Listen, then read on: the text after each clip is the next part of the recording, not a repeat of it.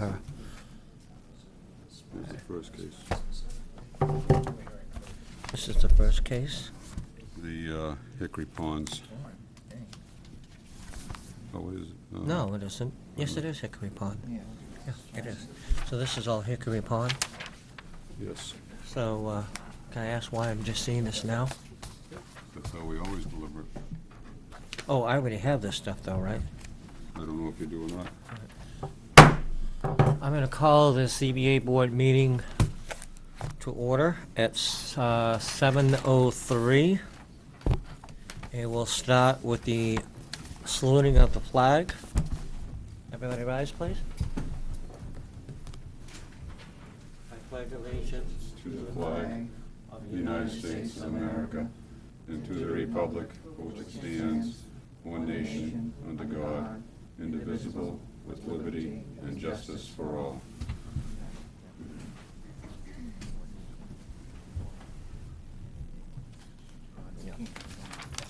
Yep, okay.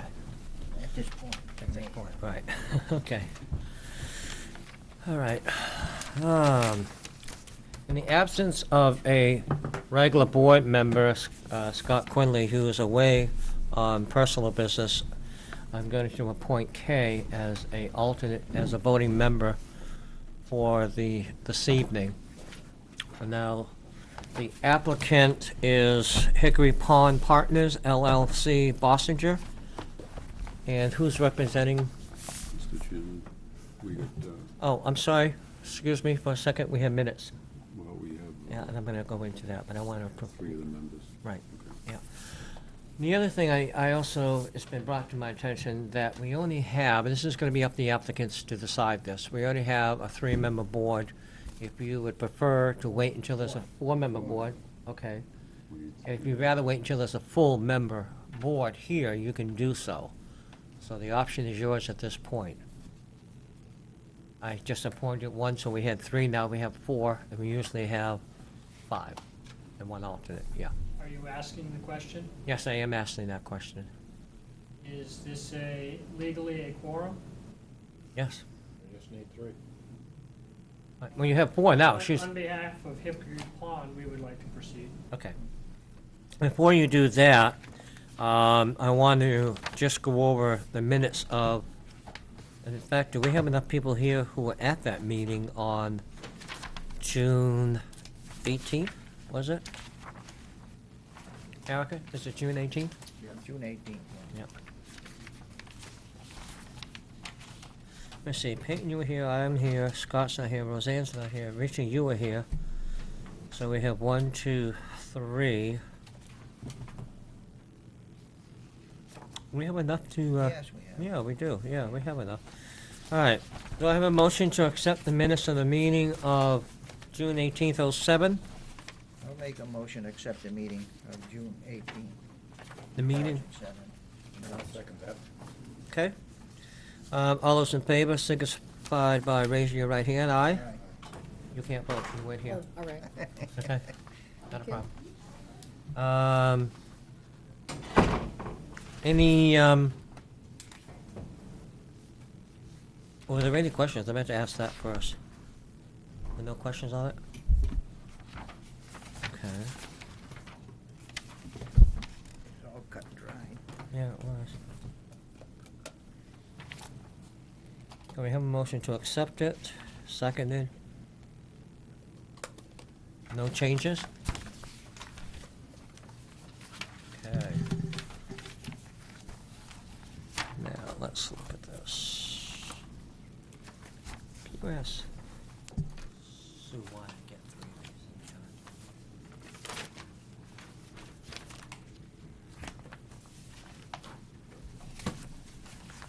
time. Okay. Please come up. I'm sorry to keep you Oh, holding. no, not at all. Think you was in that. Okay, my pen. The board will be using the criteria to decide this evening on BOCA analysis. And do you want to say anything before we start, or?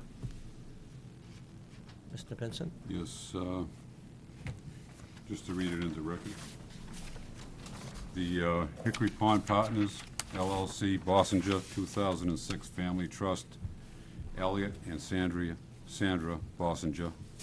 Trustees David and Linda Dodds, Jacqueline Bird, for a variance, reference section 1.05, subsection C, subsection 1 of the Newmarket zoning ordinance. The applicants request a variance to permit a change to the boundary to increase the size of lot 57-9N from 10 acres to 14.7 acres and decrease the size of lot 57-6N from 17.5 to 12.7 acres. Zoning ordinance section 1.05, subsection C, subsection 1 states, no action shall be permitted to change the boundary of the lot unless it brings the lot closer to conformance with this ordinance, and it makes no other aspect of the lot under and/or all structures thereon more nonconforming. The subject parcels tax map are 4 lots 57-6N and 57-9N, shown as lot number 6N and 9N on Rockingham Registry of Deeds Plan D-19616, are nonconforming lots, as they do not have the minimum required 200 feet of frontage on the road. The lots are located at Ash Swamp Road and Pendergast, tax map R4, lots 57-6N and 57-9N, zone R1. Mr. Chairman. Okay, thank you. For point of clarification, Mr. Vincent Kim, for some of the new members that are here, are we just looking at your minimum requirement of 200 feet footage on the road? Is that the only thing that's non-conforming at this point? Non-conforming at this point is, well, I'm unclear on the request for the conformity to the lot line adjustment. I was too, so. So what we're being asked of this evening is to increase one lot and decrease the size of the second lot to accommodate the number of parcels that are proposed for the subdivision, to accommodate the number of parcels for the subdivision. Am I correct, Mr. Doucette? No. Could you rephrase it for me? Sure. Just to introduce myself, I'm Bill Doucette. I'm representing the applicants this evening for the proposed requested variance. We first met with Mr. Vincent on July 28th this summer to review this application, and submitted this application on September 7th. The application before you, and is depicted on the plan to my left, lot 57-9N, I'll just call it 9N, is red, and 6N is green. The top picture is how the lots are shaped today. The picture down below is how they would be shaped after a lot line revision, should the planning board approve that lot line revision. What we're before you today for is because the two lots as they exist, as was earlier read into the record, do not conform specifically. They do not, neither lot has 200 feet of road frontage. In this zone, that's the minimum frontage requirement. There is a section in your zoning ordinance that is somewhat unique to Newmarket, where it says if you are going to make any change to a common boundary, even though it's a family, common family that owns both lots, if you're going to make any change to those lots, you have to decrease the nonconformity. We're not increasing the nonconformity in any way, but that doesn't matter. Your zoning ordinance says, okay, you don't have enough frontage now, you got to at least have more frontage, or you got to go to the ZBA for a variance. So the options that are left to us are build a road on both lots to produce frontage in order to revise the common boundary between these family lots. That's why we're before you tonight. Which section is actually the frontage to, I assume you're gonna be going off of Grant Road? Or Excuse me? Ashwaubenon? Are you coming off of This is a Ashwaubenon? lot line revision. You're Okay. revising a common boundary between two lots. I understand that, but you're doing that so you can have greater, I understand it's greater, frontage for, Nope. no. No, there's no change to frontage. All we're doing is reconfiguring from the top picture to the bottom picture, subject to planning board review and approval. The road frontage doesn't We're, change. we're before you because the applicant desires not to build roads onto both of those parcels to create 200 feet of frontage on both those parcels. For the time being.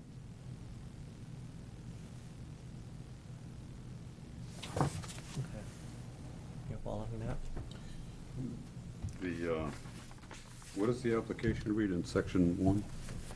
To increase the road frontage so that, Revision of the common lot line between these two large unimproved parcels owned by Dodge family size 1950s is not contrary to the public interest because it is still provides lots in existence of a minimum of lot size, and it does not further increase or create additional nonconformity. So it does not increase nonconformity. If anything, it sounds like to me is bringing it more in line with conformity. Mhm. No? You don't see it that way, Peyton? No, just see it as a change of the lot. Right. We're just changing the Boundary lot line. line. Yeah, That's, right, that's, We're changing the boundary line, period. excellent. Exactly. We're not making all we're the doing. nonconformity any better or any worse. Right, I agree. And I want to make sure everybody's clear, so. All right, so if we go through criteria 1, the variance will not be contrary to the public interest. We normally would go through these step by step, right? Mhm. Yeah. And then we vote on each one as we go through. Yes. All right.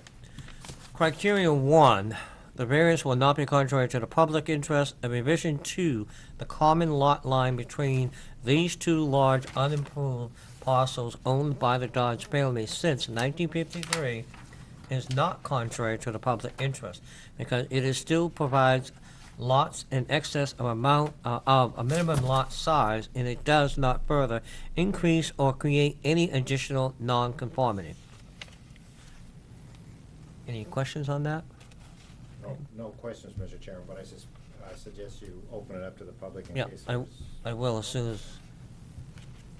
All right, I will now open it to the public. Anybody in the public have a question or concern? I just have a question. Please come up to the podium and state your name and your address, please. Michael Lesser. I'm at 233 Ash Swamp Road. I'm not directly affected by any of the changes here. I quite agree that the boundaries are at issue here, nothing else. I just had sort of two questions. Is the only road frontage available to the lot that's being planned on built on right now is that little finger on Ash Swamp Road? That's the access point for the whole proposed building subdivision. The lot colored in red has two areas of frontage. There's an area of frontage here on Ash Swamp Road and an area of frontage on Grant Road. You still add, if you add those two total frontages up, you still get less than 200 feet. Well, that area of frontage you pointed to is actually my house. This one, this one here, this right, there's a small piece right there on Grant Road. Yep, that's right. I guess my question is I wrote a letter to the planning board that I think was read into the record at the last meeting, which was in September. There hasn't been a hearing on this yet. Well, I got a letter. I got two certified letters, one that said that there was a September 11th meeting, and I guess that did not happen for whatever reasons, and I sent my own letter at that point, just expressing concerns about property values. Just send it to the planning board or the I sent zoning? it to the planning board, directly back to the address that was on the certified letter that, to me. Okay, that wouldn't come to us. That would be an issue with the planning board. Okay, well, my concern at that point was the board's general, the issue of development in general, the issue of property values as it relates to development, the issue of depressed real estate markets that we're seeing right now, and huge portfolios that real estate agents have right now. And that the fact is that what eventually happens is that, and things that I think the planning board should be interested in, is that local property values end up decreasing with large portfolios, and that on a subdivision like this, especially if it's in the high end of houses, would continue to do that if the market continues to slow down as it has been. And that should be a concern to the planning board for lots of reasons, not to mention as revenue to the town in terms of assessed value.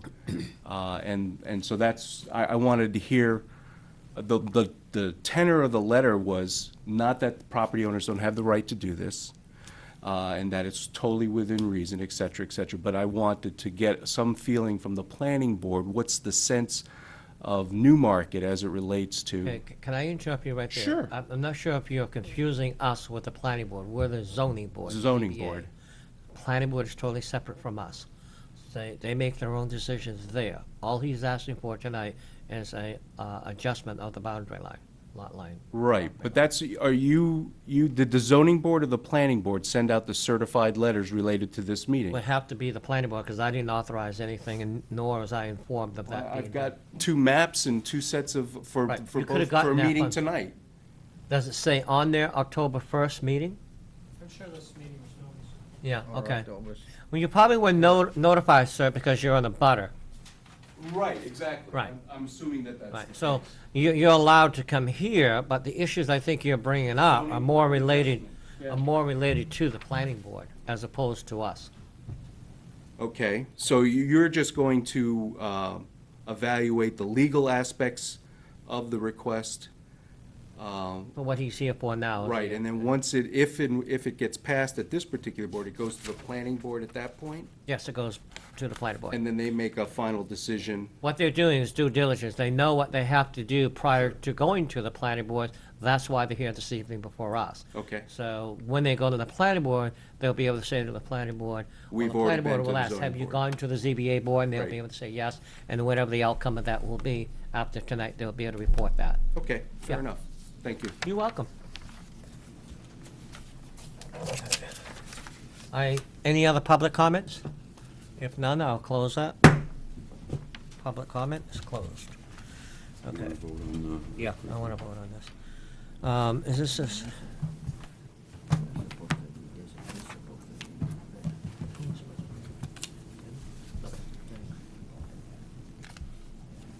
You didn't tell me that. You were into it So we just vote now? That's all we do. on what section? So I need a motion from someone, or? You can make a motion to uphold, approve, or disapprove of the request. Reference something we do not. Variance will not be So contrary to I can public ask for that interest. now. Yes.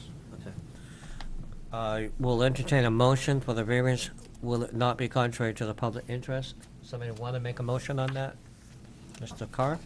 Yeah, I'll make, I don't see why we can't use it as written. I'll make a motion that the variance will not be contrary to the public interest for the reasons as stated in the document.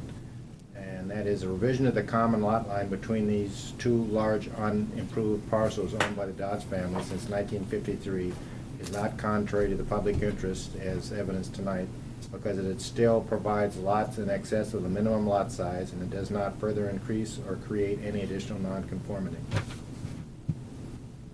I'll second that motion. Okay. All those in favor, raise your right hand. No one is opposed, motion carries. All right. Now, this is where it becomes difficult for you, Mr. Doucette, because I read your part. You were supposed to read them, I guess, and I've been reading it, so. You're doing a fine job. I figured you would say that, thank you. Criteria number 2, special conditions exist such that literally enforcement of the ordinance results into unnecessary hardship.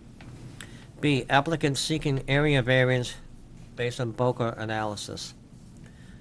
B1, an area variance is needed to enable the applicant's proposed use of the property given the special conditions of the property. Because there isn't the required amount of minimum frontage, the necessary lot line revision requires this variance. The proposed lot line revision is necessary because the existing soil conditions and lot configuration dictate the need for additional land to meet minimum lot requirements for a viable subdivision on the area colored in red, which is lot 6. I'll open up to public comment. Anybody wish to speak to criteria number 2? I see none. I will close the public hearing. Board members have any questions here?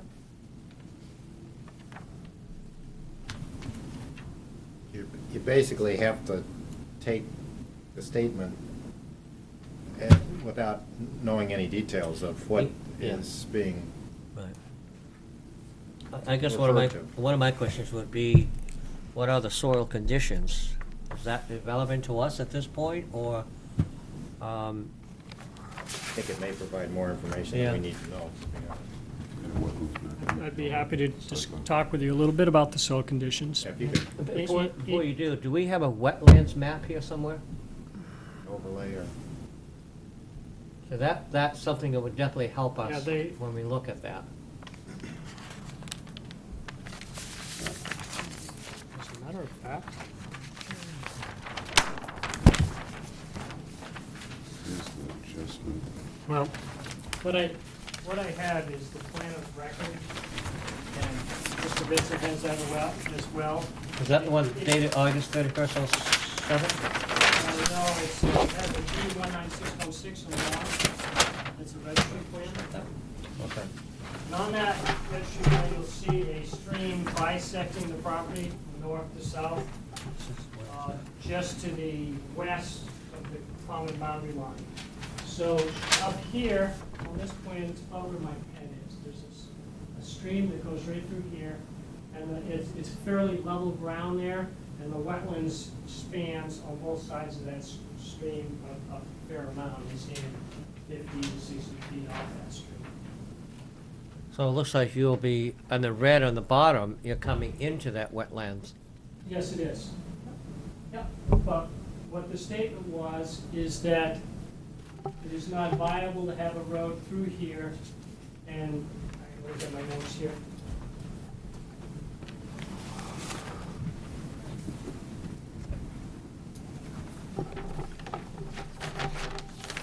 In the configuration that this lot is right now,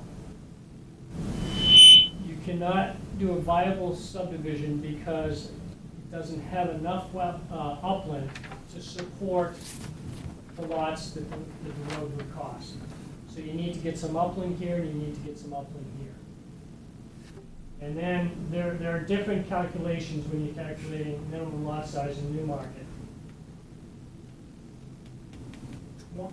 25% of the lot, so it's a 2-acre lot, so you can have 1.5 or 1.75, 1.5 acres of up. You can have a half an acre per lot of hydric B, not hydric A. So to get the minimum lot count, to make it viable, you needed to pick up the extra area. Some of it is wet, some of it is up.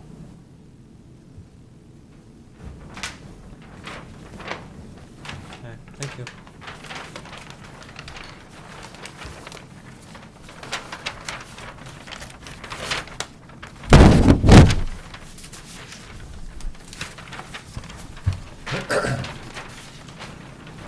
Does anybody want to see this map?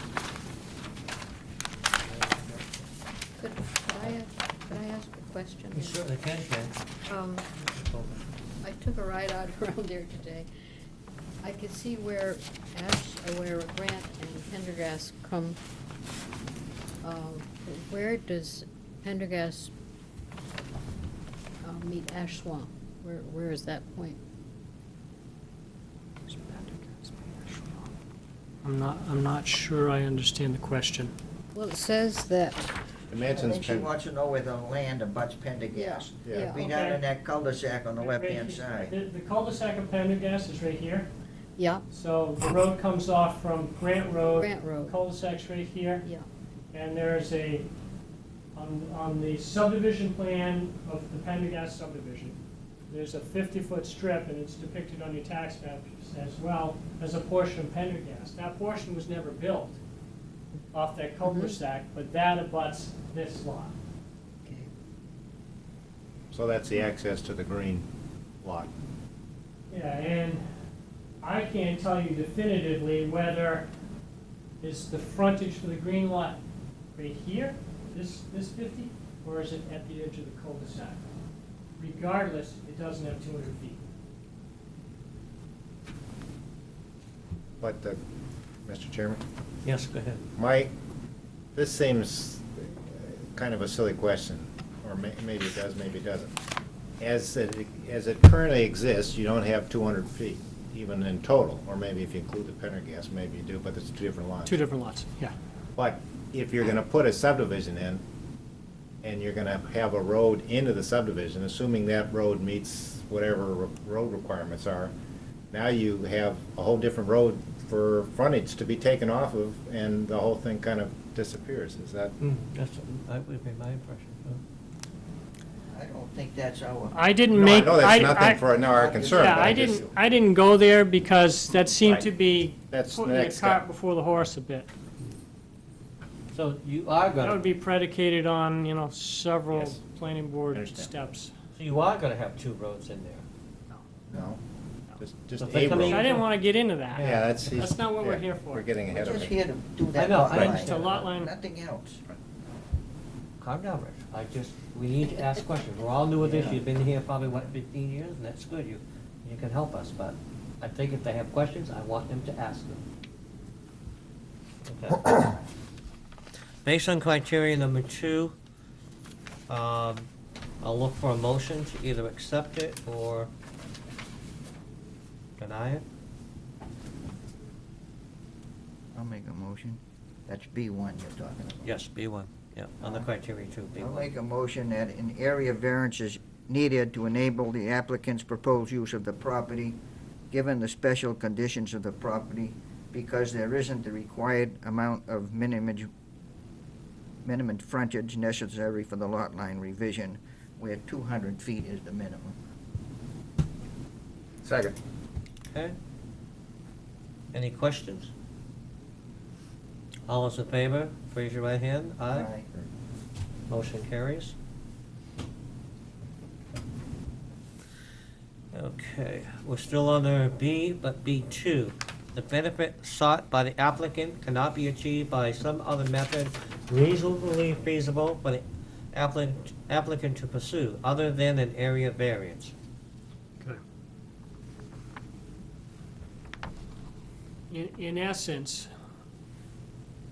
the only alternative is to construct roads It's the same. on the lot colored in green and on the lot colored in red to provide the 200 feet of, minimum 200 feet of frontage. So you'd have to construct town roads into both of those properties in order to do this lot line revision between the parcels. Without a variance. In order to, cannot be achieved by other methods reasonably feasible. Right. Without a variance, that's your only other method. And my reasoning is it is not reasonable feasible due to the cost and lack of practical need to construct those town roads into these properties. Now, because the fact, and this may not be our area of concern, but I'm gonna ask the question because I see it here as part of your statement. Due to cost and lack of practical need. Do we have a sense of what that cost would be? $400 a foot for road. And you have to build from the cul-de-sac at Pendergast up through. So before you even get to the lot, you're going at least 100 feet. So there's 4,000 to get, no, More than that. 10, 40,000 just to get to the lot. Now you gotta get into it. I'm gonna say 100 feet, because both sides count. So you're gonna add another 100 feet, so you're 80,000, and we're just talking about the green lot so far. Okay, thank you.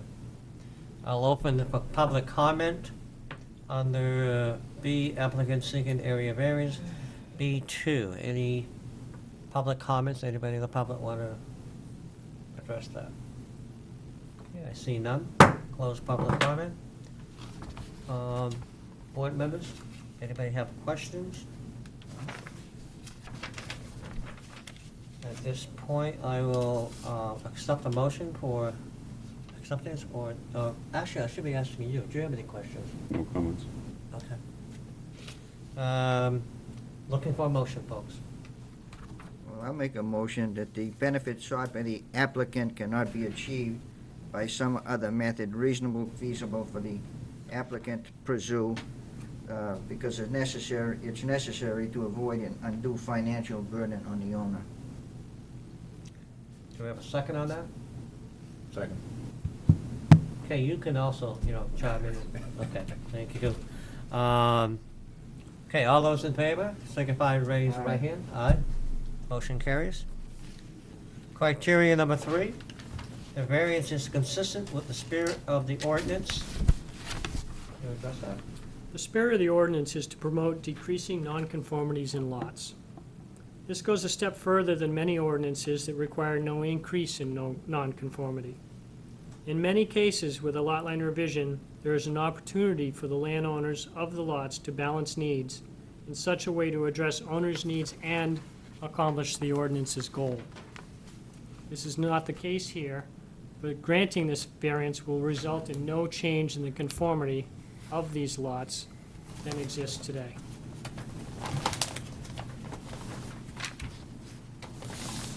So everything stays the same, it's not increasing or decreasing, it's staying the same. That's correct.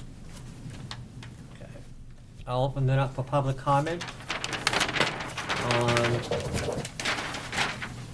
criteria 2B2. Nobody No. wishes to address the issue? Criterion 3? Are we on 3? I thought we were on, well, yeah, it is, no, actually, you're right, we are on 3. Sorry, I didn't see that at the bottom. All right, I'll close the public hearing. Board members, any questions? I'll look for a motion. Mr. Vincent, do you have any questions? Okay. I'd like to make a motion. Go ahead, Mr. Carr. For criterion 3, the variance is consistent with the spirit of the ordinance because granting this variance will result in no significant change in conformity of these two lots as they exist today. Second the motion? You second it? Thank you. Any discussion From what they exist today, maybe. from what they existed? Did you get that, Erica? Okay, thank you. Look for a motion on criteria number, oh, we already got that. I'm sorry. All those in favor? Aye. Aye. Actually, I was reading ahead, that's why I did that. Okay, criteria number 4, substantial justice is done. Could you answer that? To meet the ordinance would require the construction of 2 town roads, which ultimately the town would need to maintain at its expense without the collection of impact fees. Granting the variance eliminates the need to construct town roads. Okay, I'll open that up to public comments. Criteria number 4. I see none.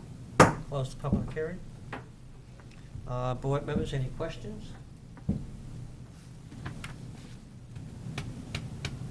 I'll look for a motion.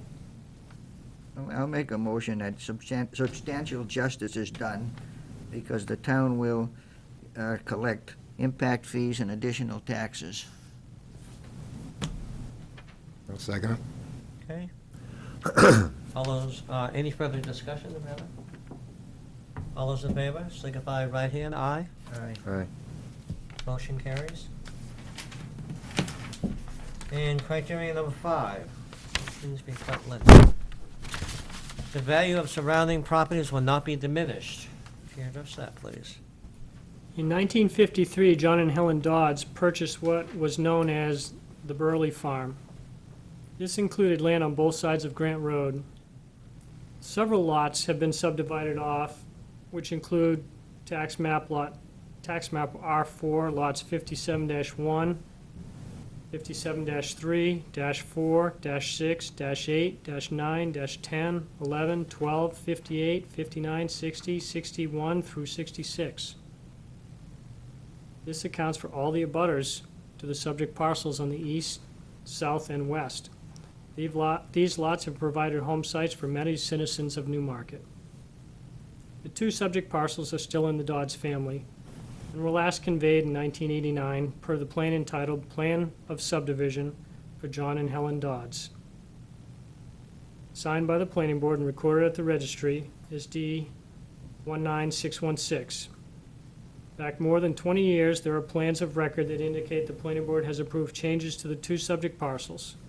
In 1982, Lot 9 was only 5 acres, with 125 feet of frontage on Grant Road and 64 feet of frontage on Ash Swamp.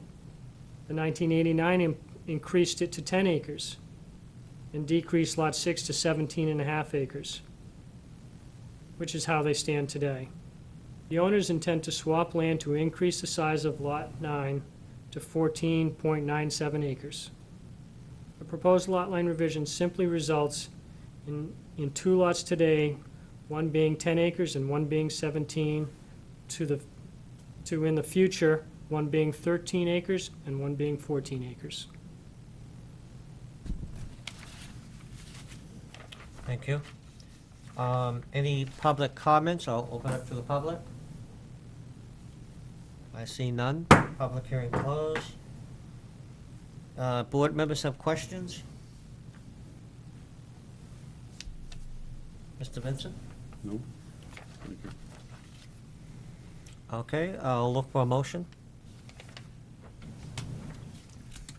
Mr. Picard? I make a motion that the value of the, excuse me, of the surrounding properties will not be diminished because all you're doing is changing a lot line, and the parcels that remain are basically the same. I'm not saying it right, but give me some help, guys. You're increasing one lot from 10 acres and 117 to a 13 and a 14 acres. Right. Yeah, so it will, I guess we're just saying it's not going to It's- decrease the value. I don't see how it could change the value, but I'm not sure how to state it. I think you did well. Anybody, Rich, would you state that Rich, do you have any? differently, or? No, he's got it pretty I well. thought he's got it too. Yeah. I'll look for a second on that. Second? Okay. Discussion, the only thing I want to ask is, when it says it won't decrease or hurt the value of the properties, well, lot line adjustment it won't, but when you go a step further, I guess that gets to the planning board, is that. But that's not our, what we're. No, I we're not understand that. talking about. I'm just asking a question. I'm new at this too. I've already been here a year on this board. So that would be a question that would go to the planning board, and if there's an issue there, they address it on their end, right? As far as values of property? I believe you are correct. Thank you. Okay, so.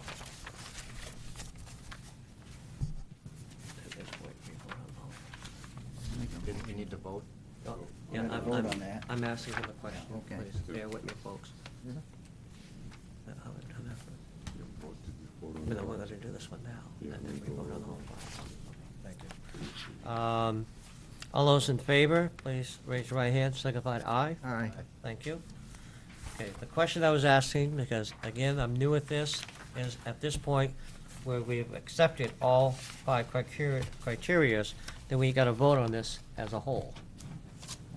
I can make that Okay, motion. that's what I was asking. Thank you. Yeah. Having accepted the 5 criteria, I will make a motion to grant the applicant's request, reference section 1.05C1, for the 2 non-conforming lots, Lot 57-6N and 57-9N, for a change to the boundary, without the boundary line adjustment making the lot more conforming to the regulation. The boundary change will result in Lot 57-6N decreasing from 17.5 acres to 12.7 acres, and Lot 57-9N increasing from 10 acres to 14.7, as shown on the map of Doucette Survey dated August 31, 2007, as the boundary line adjustment. The subject parcels, tax map R4 lots 57-6N and 57-9N, shown as lot number 6N and 9N on Rockingham Registry of Deeds, Plan D 19616, are non-conforming lots as they do not have the minimum 200 feet of frontage on a road. The lots are located at S Swamp and Pendergast, tax map R4, lots 57-6N and 57-9, zone R1. These changes will need planning board approval subject to 674:35-2, power to regulate subdivisions, and 674:36 subdivision regulations. You have a second on that? Second. All those in favor signify by raise your right hand. Aye. Aye. Motion carries. Thank you. Gentlemen.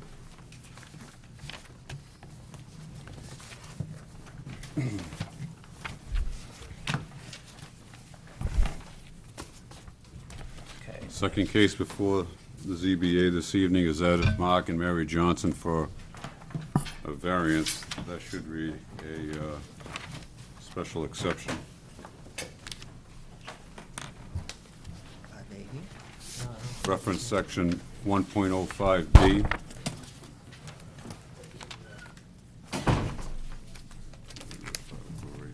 Is this, the applicant's here at all? No. So do we proceed without him, or how do we do this? Wonder if they, it's not like Mark not to show up. Is his phone number right on there? Should we give him a call? He's around the corner, or should we postpone it to the next date? I guess we should postpone it to the I next would date. postpone it, yeah, and I would Yeah. like something a little more official than this, because I certainly can't understand what that is. No clue. And did this not come before us once before? He came before the board some time ago, yes. So he's asking for this, It's a variation on, a variation of it, okay, Yes. so that's why he's able to come back, okay. Correct. All right. Can you notify the applicant that we're moving this to, The next scheduled meeting, yeah? I don't have a calendar. Oh, you have a calendar. whenever.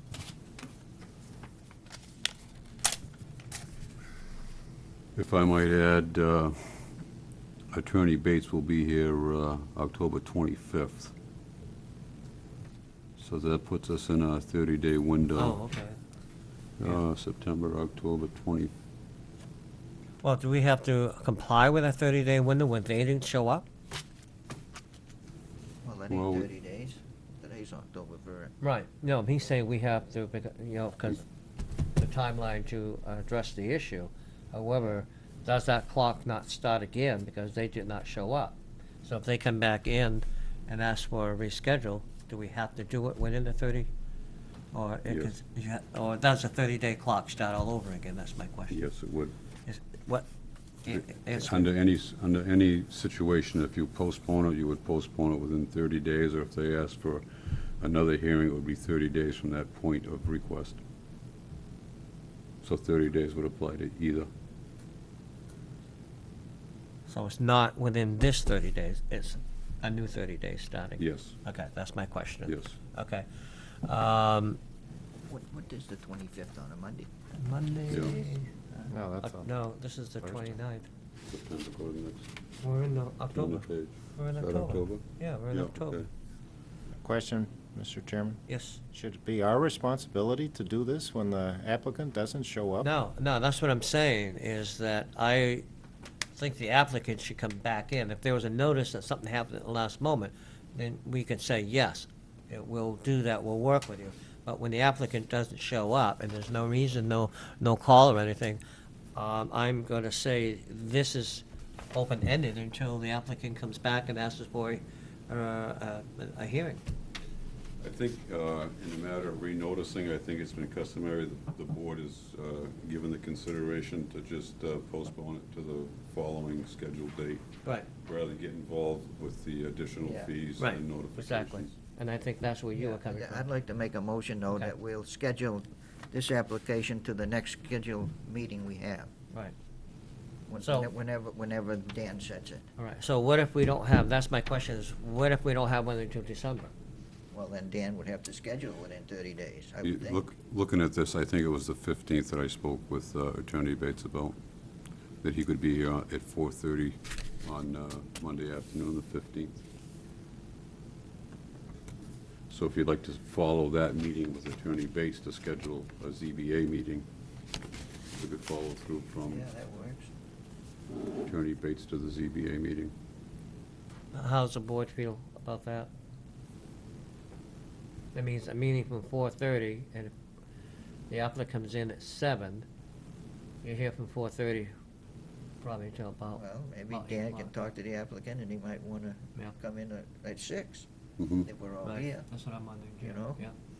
Well, seeing as he is here, I wonder if it would be wise to, prior than establishing a time for Attorney Bates, is to take several days and maybe review some of the issues that we discussed last week, and then maybe some of the issues that you see in reviewing the documents that we use on this board to formulate some questions that you may have to Attorney Bates, rather than just rely on his explanation of the Simplex and Bulkhead decision.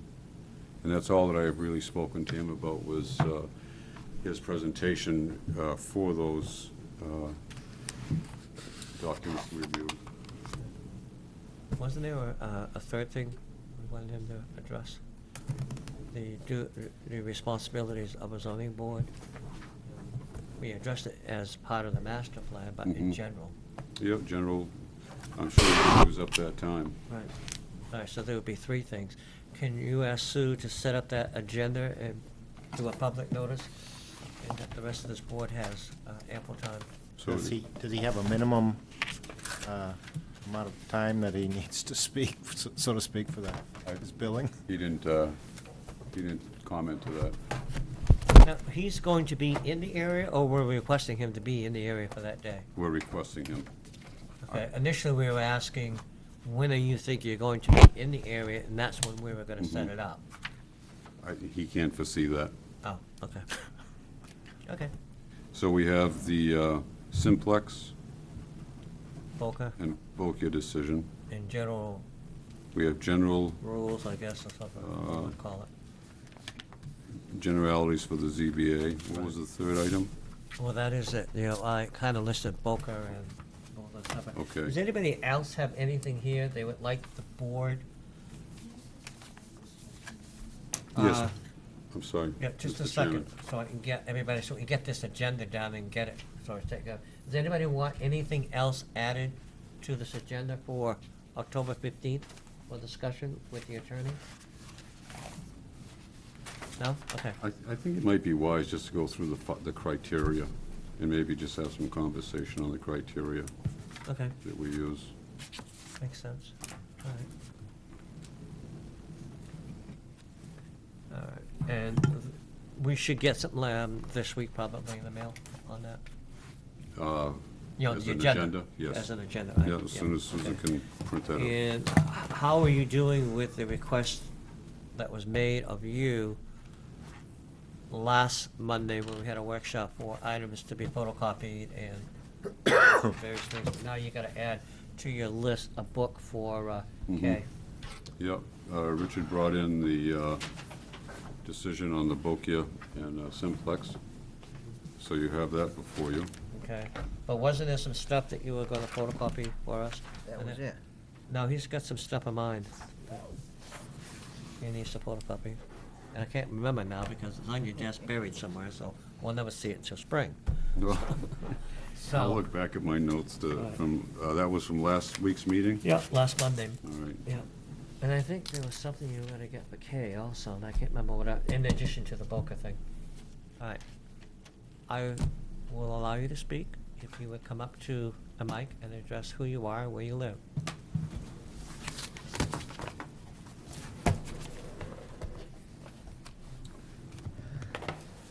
Annette Brusso, 8.5 South Street. And my husband and I are here because of the Mark and Mary Johnson variance. Now, when we came before, the last time we came when they asked for a variance, I or both of us, were sort of under the impression that if they wanted to appeal, it was a 30-day appeal period. Was that not right? Yeah, go ahead, please. The appeal, let me just clarify one thing. This is a request for a special exception rather than a variance. They are not appealing that decision. This is a new proposal that he has that is somewhat similar. His intent remains the same, to increase living space, but that space that he's presenting for increase is not the same as his last proposal. Right. Now, we just got. And further than that, I'm not so sure that we should be discussing the case without the applicant being here, unless Right. you want to speak in generalities. I think that would be acceptable, Well, but specifically, the applicant should be here. Right, because we just got notification, it was either Thursday or Friday, that we got the letter in the mail that we were, that the hearing was tonight. Yeah, I think that's not the normal way, but I think what happened was, they were trying to get it onto this schedule because we already had a meeting set up, and I think that's why this was scheduled, and you probably got the notice a little bit later than you normally would have gotten it. Okay, so now it's set up for when? We're going to try and schedule it for October 15th. Right, we're gonna try it. We need to check with the applicant. I would like the reason to why the applicant didn't come here, Certainly. please. Okay, Right, thank you. thanks for that. Okay. Let me see here. Thanks for coming, folks. Good night. All right, this is yours, I believe. All of this is yours. That goes with that. Okay. And I think we have nothing else. Other old business? Anybody have anything for old business? If I could comment on something, Mr. Chairman. Sure. I had some calls of concern that my instructions to the ZBA at our last meeting was that we were to enforce the master plan. And certainly, hopefully you didn't have that opinion, but I certainly was attempting to illustrate the correlation in the language being used between the three documents, and not encouraging you to enforce the master plan. The master plan is Yeah. not enforceable. Hopefully I made that clear in the presentation. I thought you did. I didn't have a problem with that. No. I could Okay. see the distinction up front. It's, what you're asking, if I got your message correctly, is that you're asking us, when we make decisions, to consider some of that, what's in the master plan. We're not saying to enforce it. That is not our job. Mhm. But it doesn't hurt to go back and look and see what the master plan says, as any other document that would help us make decisions. Is that correct? Exactly. Right. Thank you. Any other old business, new business? And if there is none, I'll accept the motion to adjourn. Motion to adjourn. Motion, accept, all those in favor? Aye. Meeting adjourned. Are we off the air?